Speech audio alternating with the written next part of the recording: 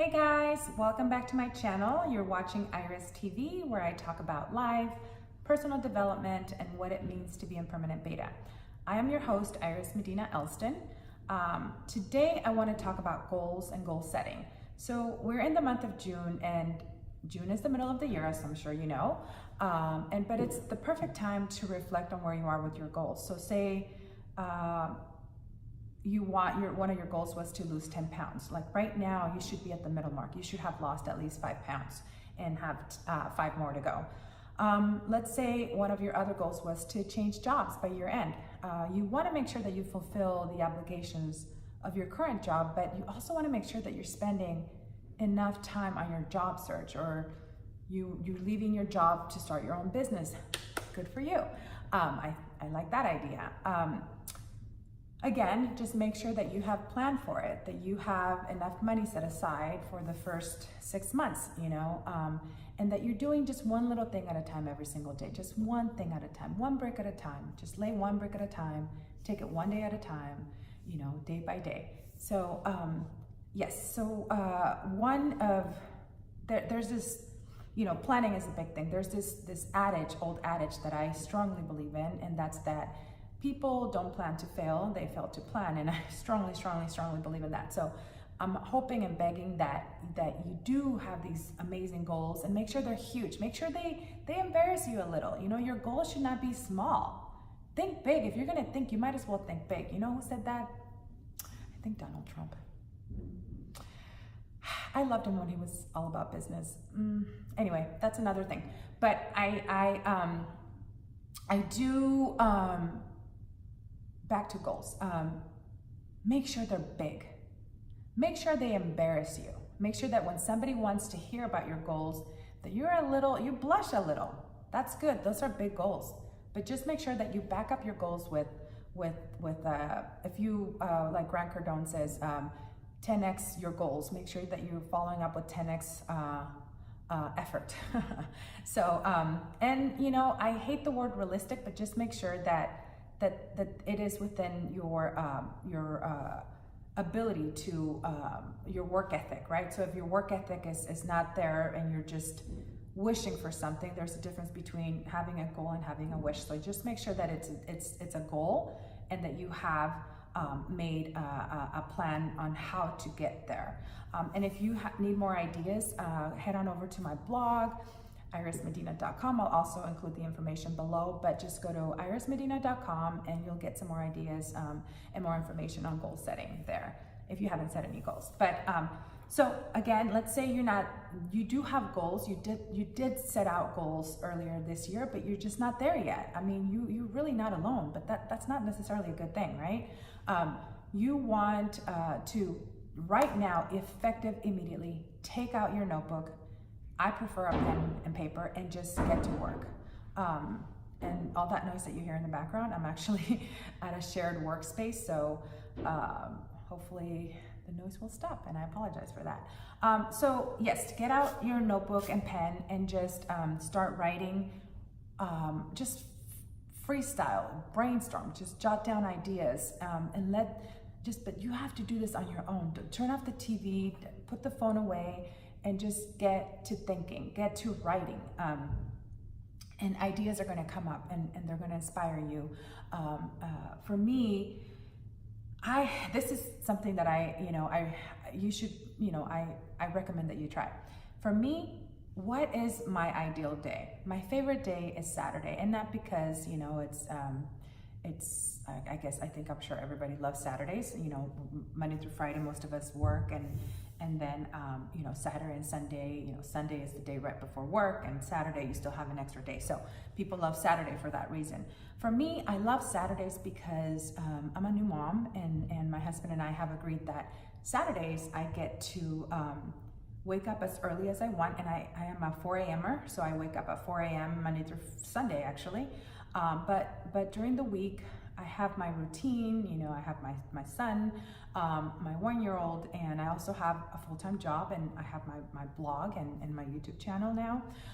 But I love Saturdays because they're for me to just think creatively, to think freely for at least 6 hours in the morning from 4 to say, noon or what have you. But then I get back and I'm able to, one of the things that I do on Saturdays as well is just my husband and my son and our dog, who's also our son. We go for these really early walks, like at 6 in the morning, and we go get coffee or we sit at this cafe and just talk. And it's beautiful because nobody's out there yet, it's still early in the morning. But anyway, so for me is, so Saturday is my perfect day. And so how I set my goals are based on lifestyle. So how can I make every day Saturday? How can I make that every single day when I have a job, a demanding job, right? How can I make every day of my life Saturday? And that's how I come up with like ideas of passive income and having a side hustle and doing work that's inspiring, right? We want to work, have, creative work. Or at least do work that makes us feel good. Where, we work with nice people and we work with people who value our talents and who respect and treat us with respect and dignity, right? And that's not necessarily the case for a lot of us. So if you're not happy where you are, you can have what you want. And I'm talking to myself because I'm a student here. And I'm also trying to listen to some of this advice that I'm offering you because it is hard. It's hard to, when you're a full grown adult with responsibilities and children and a spouse, and you can't just pick up and go like I would before. You have to really think about things because you're a responsible adult. But you can have whatever you want. I strongly, strongly believe that. You may not be able to have it right this second, but you can start, this is why goals are so important, and this is why checking in on your goals and giving them the opportunity to flourish is really, really important, and this is what we're doing right now. It's a mid-year check-in. So, what are some common goals that we share? Happiness, right? We all want to be happy. We want to be at peace and in harmony with our loved ones and in our relationships. We want good health. We want vitality. We want to feel sexy and confident in our skin, right? We want to feel good. We want to have good energy. What about financial freedom? Money is important. It's not the most important thing in the world, but it is important. We need money for better healthcare, for higher quality healthcare, for higher quality foods. We need money for experiences, right? So that we can visit other parts of the world and see other cultures and enrich our minds, right? We need money for that. Can you go to Europe or South America or Africa on your good looks? Well, maybe that's another story. But we do need money, right? We need money. And here's the thing, and there's nothing wrong with that. There's nothing wrong with wanting money and financial freedom. You have a God-given right to live the life that you've always wanted. That is your birthright. And don't let anybody make you feel like there's something wrong with you because you want financial freedom and you want money to sustain the lifestyle, whatever the lifestyle you want, you should have. Money is not evil like you read or hear, Money, if you give money to a good person, this person is not gonna, we're not gonna change at the core of we are who we are at the core. So you give money to a nice person, you're gonna have a nice person with money. If you give money to an asshole, now you're gonna have an asshole with money. He's just an asshole running around with money. Money is not gonna change the person. It reveals who that person is, So don't get that wrong. Don't spend too much time on that. There's nothing wrong with wanting money and wanting a better life. There's nothing wrong with that. And it's unfortunate that there's this, sentiment that goes around with the idea of there's something wrong with wanting to, have a better life, have better access to technology and experiences and a better home, a better education, a better school district for our children. There's nothing wrong with that. You should want to leave the neighborhood, if it's not good for you, you should have plans to leave that. It doesn't mean you're selling your neighborhood out. It just means that you want a better life, and you should grow. If you're not growing, you're not living. Like, come on, everybody grows. You have to grow. You have to develop. You have to change. You have to move from where you are. You know, at some point you got to grow. You got to go this way, right? So anyways, you know, one of the other things that I really want to talk about, because it's really an ongoing theme for me, and it's something that I feel extremely passionate about, and that's having a side hustle. And never, ever, guys, don't ever depend on one source of income. You know, people change, companies, you know, go out of business. You know, outgrow your welcome at the company you're with, or maybe, you know, things change, and you never want to depend on one source of income. You never want anybody to make you feel like they own you, like you're cornered because you need your job, but you're still going to let these people abuse their power, abuse your position and your role. And no, you want to be able to say, hey, you know what, this is not working out for me, because you have this side hustle that can sustain your life should something ever happen. Don't get caught with your pants down. This is one thing I always tell my husband. Let's not get caught with our pants down. Let's make sure we have backup plans here, you know? But so again, guys, you know, that's another topic, having a side hustle, and I talk about this in my blog, irismedina.com. So please head on over there. I'll do a YouTube video about it. But yes, guys. So again, right now is a time to reflect on where you are with goals. You have to have goals. You must have goals. Put the TV away, put the phone down, get to work, go over your list, see if it's even something that you still want. Your goals change because we change.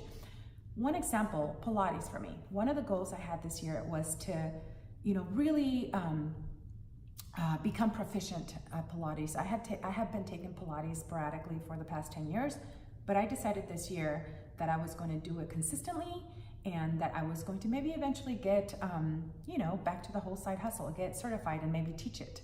But I'm now on month 4, and one thing I've learned is that I don't want to teach.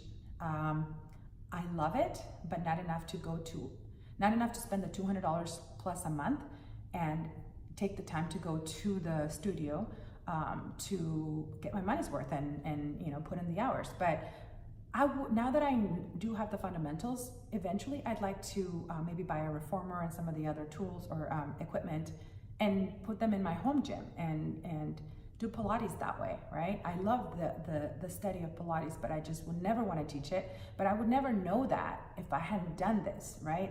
I've had this idea for a very long time, but I would never know that I would never want to be dependent or well, not dependent, but teach Pilates to someone else. I would never do that. And I did not know that then. So make sure that before you quit on your job or on your goals, that you give them the opportunity to thrive, that you give them, you know, just that you actually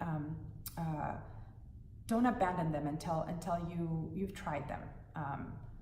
Or, you know, maybe you don't need to try them, but just make sure that you give them at least the opportunity to blossom. So, okay guys, so this is really all I have for you today. I'm making a strong commitment. My goal and pledge to you is to, you know, spend more time here, publish, you know, 2 to 3 videos a week. And that is my pledge. I am going to really work hard towards that goal. So please come back, please leave me a comment, share with me your goals. Again, I'm a student and I learn a lot from people, from others, and I appreciate your feedback, your comments. And so yeah, so make sure you check out my blog, you check out my other social media handles. I'm very active on Instagram and Twitter. I also have a Facebook page. I'm even on Pinterest, but so again, you know, thank you guys for your time. I know there's a lot of information out there, and I just want to make sure that at the very least that you know that I appreciate your time. And I hope you have a blessed day. You are watching Iris TV, where I talk about life and personal development, and again, what it means to be in permanent beta. I am Iris Medina Elston, and thank you for watching.